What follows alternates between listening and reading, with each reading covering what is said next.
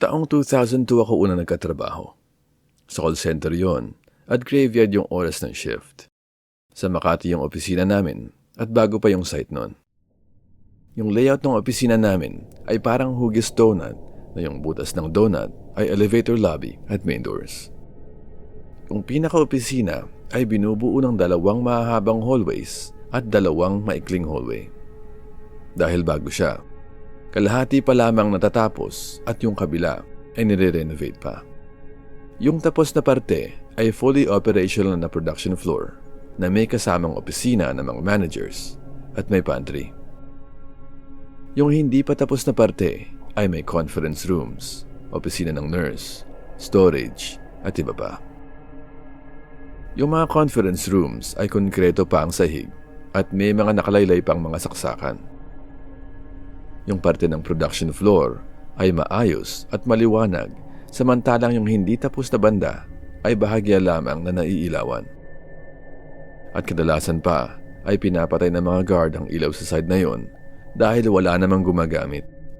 Kaya walang tumatambay sa lugar na yon ng opisina. At kung kailangan namin gumamit ng CR ay napapatakbo na lamang kami sa parteng yon. Sa ikalawang linggo namin sa production floor ay may katrabaho akong nagkaroon ng migraine. Sinabihan niya ang team leader namin para pahintulutan siya mag-break muna. Inabisuhan siya ng team leader na bumisita sa nurse's office na, sa kasamaang palad, ay nasa hindi patapos na parte ng opisina. Sinabihan ako ng team leader na samahan siya sa nurse's clinic. Pumunta kami sa opisina ng nurse at nang makarating ay wala kaming nadat ng nurse. Nakasara din yung pinto at nakalock pero nakabukas yung mga ilaw. Sumilip ako sa bintana ng pintuan para siguraduhin na wala ngang tao sa loob. Sa loob ay mayroong mga medical equipment tulad ng kama, desk at iba pang mga kagamitang medikal na madalas makita sa nurse's office. Yun nga lang, wala yung nurse. Naisip naming baka nasa break lamang siya. Kaya nagdesisyon kaming bumalik na lamang maya-maya. Makalipas ang kalahating oras ay bumalik na kami. Ngunit nakapatay na lahat ng ilaw sa nurse's office. Medyo nayamot nga ako dahil inakala kong umuwi na yung nurse at tapos na yung shift niya. Wala man namang schedule or note ng nurse na nakapaskil sa pintuan para makatulong sana sa amin. Di ko alam kung bakit pero sinubukan kong buksan yung pinto kahit nakapatay yung mga ilaw sa nurse's office. At laking gulat ko noong bumukas yun. Pero mas nagulat ako sa lagay ng opisina.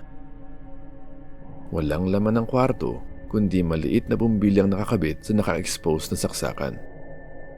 Walang kama, walang cabinet, walang desk.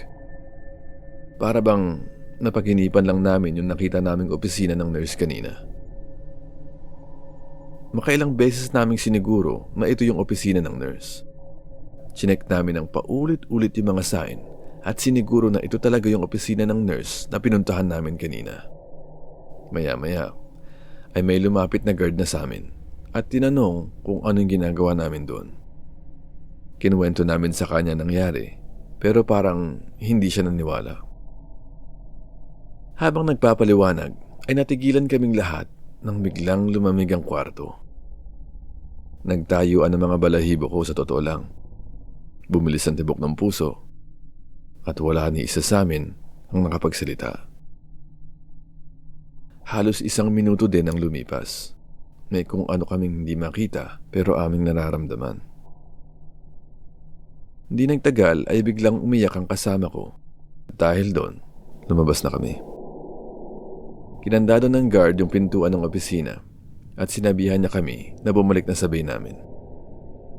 Alam kong natakot din si Kuya Guard dahil ramdam ko yun sa tono ng boses niya. Pinaliwanag namin sa team leader namin ang nangyari. Nakaupo at natulala siya habang nakikinig sa kwento namin. Hindi na matigil sa pag-iyak ang katrabaho ko at nag-umpisa na siya mag-hyperventilate. Di kalaunan ay dinala na siya sa Makati Med para ma-check ng doktor. Makatapos nun ay hindi na ulit namin pinag-usapan ang nangyaring yun sa opisina.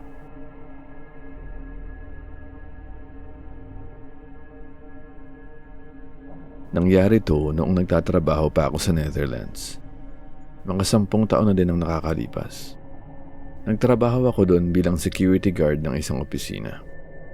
Yung location niya ay sa may makahoy na lugar at may kalayuan sa nayon. Napasok ako doon kasi naaksidente yung dating guard at naparalyze siya mula bewang pababa. Walang interesado sa trabaho na yon kasi malaki yung babantayan at higit sa lahat, panggabi yung trabaho. Nakakabagot talaga yon pero kailangan ko talaga na magkakakitaan noong mga panahon na yon. Noong unang linggo ay sinamahan ako ng boss ko para turuan ako ng mga kailangan ko gawin. Makatapos noon ay ako na lang ang naiwan sa night shift.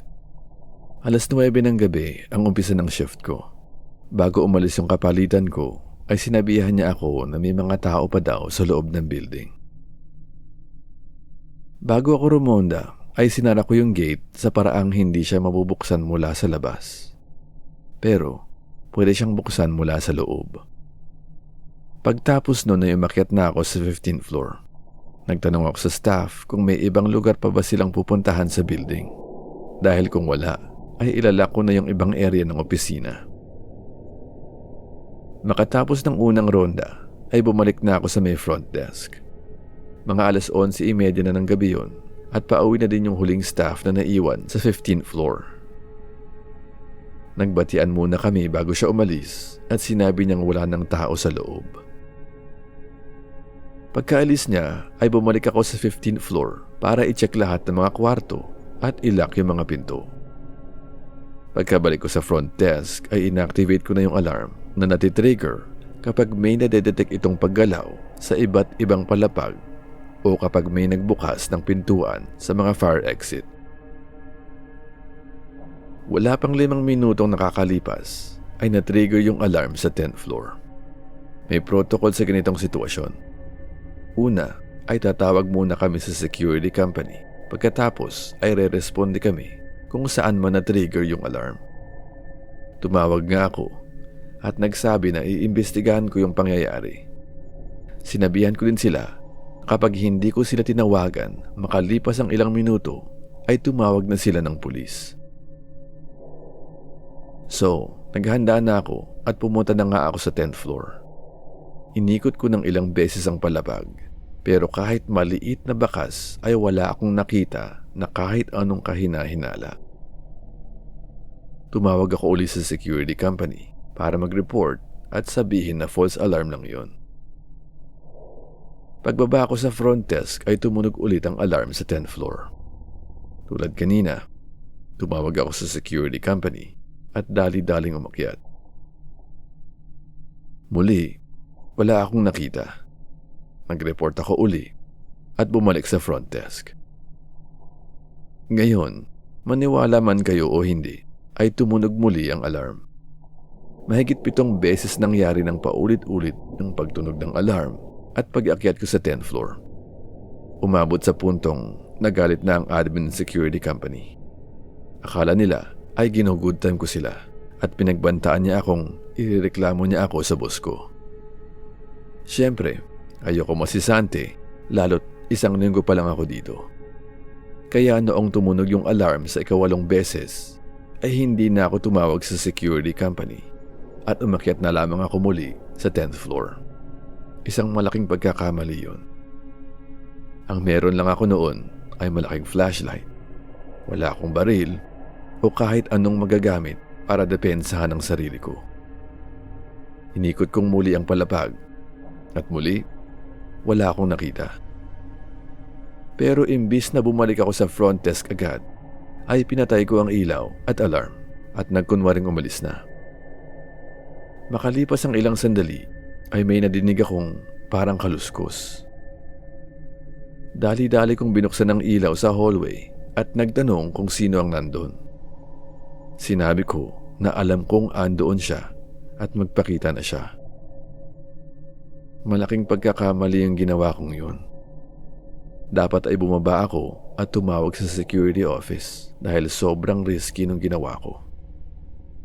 Pero sa hindi ko maipaliwanag na kadahilanan, pinili kong puntahan yung kwarto kung saan ko narinig yung kaluskos.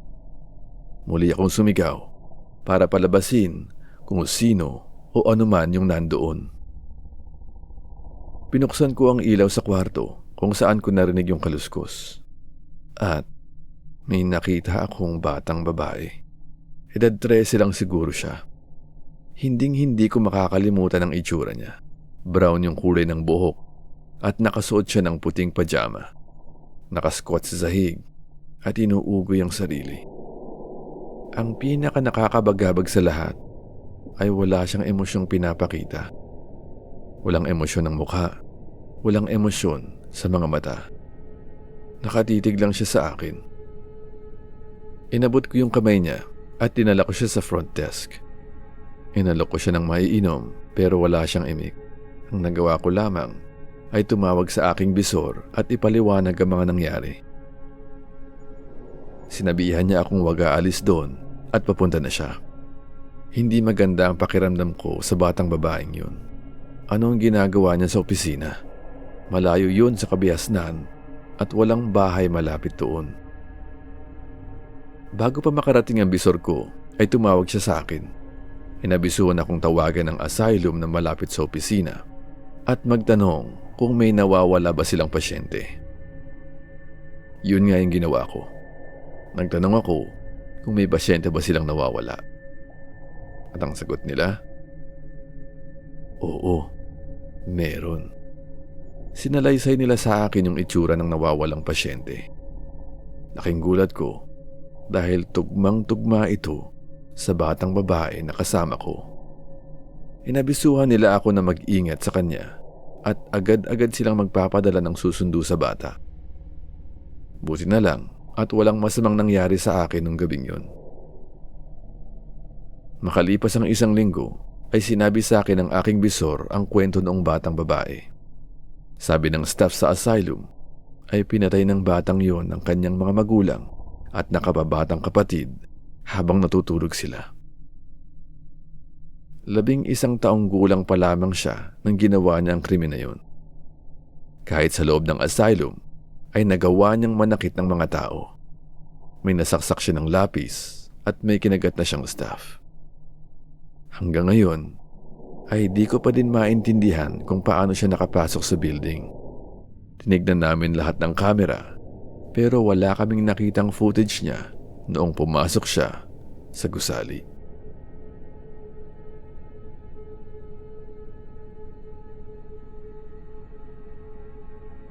Nangyari to nung guard pa ako sa isang compound. Medyo may kalayuan yun sa main road at nasa may magubat na parte ng probinsya. 12 hours yung shift ko noon, mula alas 7 ng gabi hanggang alas 7 ng umaga. Pinili ko yung trabaho na yun dahil sa schedule. Nag-aaral pa kasi ako noon. A-attend ng klase sa umaga, tapos magtatrabaho naman sa gabi. Naka-station ako noon sa maliit na guard booth malapit sa gate. Simple lang naman talaga yung trabaho. Roronda, tapos babalik sa post. Minsan nga, nakakabagot. Kaya every once in a while, ay ginagawa ko yung mga paperworks ko sa klase habang naghihintay ng oras.